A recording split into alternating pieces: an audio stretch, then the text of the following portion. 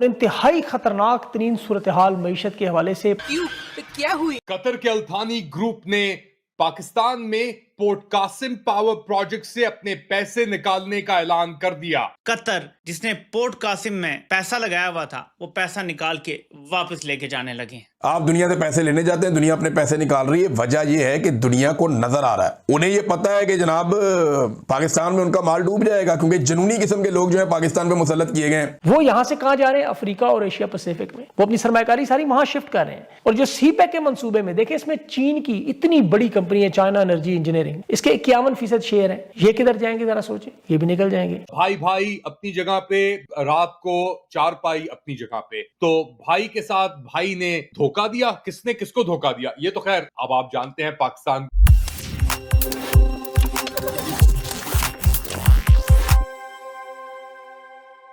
नमस्कार दोस्तों, स्वागत है आपके अपने चैनल पर।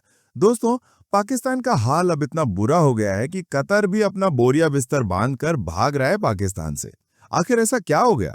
क्यों कतर को भी भागना पड़ा पाकिस्तान से? जानेंगे आगे इसी वीडियो में। तो अगर वीडियो पसंद आए तो लाइक करें, शेयर करें और अपनी राय कमेंट में जरूर बताएं। और ऐसे ही खास खबरों के लिए हमारे चैनल को सब्सक्राइब करना बिल्कुल ना भूलें।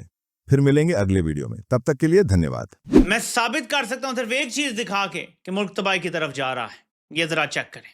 कतर असानी group signals port Qasim stake divestment as Pakistan FDI crisis depends. Qatar जिसने पोर्ट कासिम में पैसा लगाया हुआ था वो पैसा निकाल के वापस लेके जाने लगे हैं। सो कतर तक को पाकिस्तान की एफडीआई की सूरत हाल जो है, जो पाकिस्तान की एनवायरनमेंट है, जो बिजनेस के लिए एनवायरनमेंट है, वो काबिल कबूल कतर के लिए भी नहीं है, सऊदी अरब के लिए भी नहीं है, यूएई के लिए भी नहीं है, अमेरिका के लिए तो कभी हुई नहीं है, अब शायद चीन के लिए भी नहीं है। ये तबाही है जो एक शख्स के इक्तदार की वजह से है। तो इन्होंने बड़े दावे किए जनाब, इन्वेस्टमेंट आ रही है। अभी जो जरदारी साहब है वो कतर के दौरे पे हैं जनाब, इन्वेस्टमेंट आएगी, इन्वेस्टमेंट खे आएगी, ये खबर आप पढ़ें। और ये बहुत फैली हुई है हर तरफ। मैं आपको उठा के siyaasat.pk से सुना रहा हूं। गैर मुल्की बराह रास्त सरमायाकारी को मुसलसल धचके।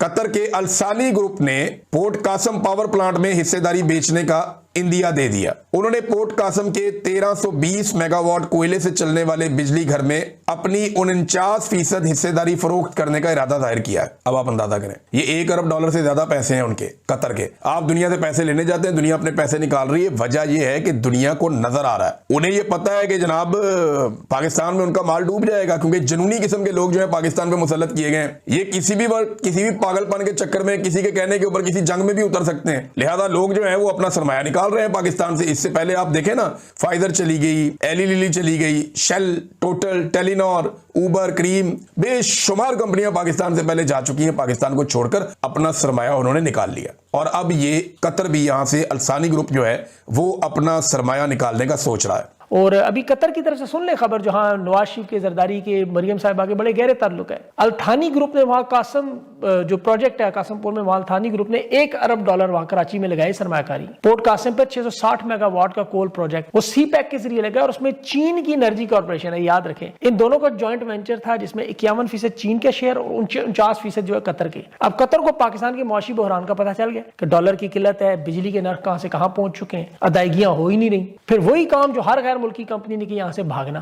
अल्थानी ग्रुप भी यहां भागने के लिए तैयार। $1 अरब ने निकालने का ऐलान कर दिया। अब उन्हें क्योंकि बकाया जात की अदायगी हो ही नहीं रही, वो यहां से कहां जा रहे हैं? अफ्रीका और एशिया पैसिफिक में वो अपनी सरमाकारी सारी वहां शिफ्ट कर रहे हैं। और जो सी पैक के मंसूबे में देखें, इसमें चीन की इतनी बड़ी कंपनी है, चाइना एनर्जी इंजीनियरिंग, इसके 51% शेयर है। ये किधर जाएंगे जरा सोचें, ये भी निकल जाएंगे। अभी कुवैत ने और सऊदी अरब ने $2 अरब का जुर्माना ठोका कि अदायगियां नहीं हो रही। तो सिर्फ ये नहीं है, आप इस तरह एलएनजी गैस का सुने, गैस का ये जो खाकान अब्बासी और कतर के वो मुआहदे आपको याद होंगे। इटली की कंपनी के 21 जहाज पाकिस्तान ने भी लेने से इनकार किया कि ये हम खरीद ले नहीं सकते, हमारे पास पहले से बहुत कुछ है। कतर के 24 जहाजों का मुआहदा खत्म किया, यानी 45 एलएनजी के ये जहाज जो है, ये कार्गो, जो कि एक कार्गो $9 अरब का बनता है। अब आप अंदाजा करें कि इस मुआहदे में ये लिखा हुआ है कि ये अगर वापसी होगी तो सारे का सारा नुकसान पाकिस्तान बर्दाश्त करेगा।